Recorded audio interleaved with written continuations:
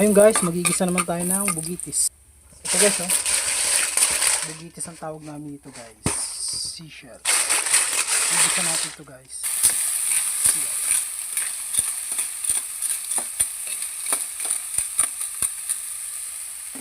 Lagyan natin ang sabaw guys. Konti pa guys. Ayan. Tignan natin kumulo guys. Ayun guys, kumukulo na. Saglit lang siyang maluto guys. Kaya ilalagay na natin itong ating gulay na malunggay.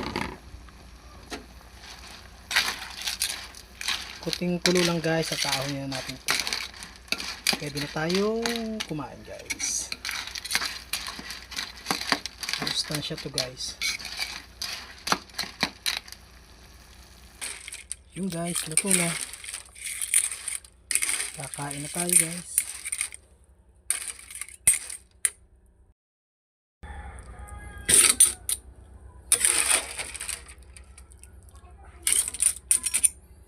Ayan guys, kain na na.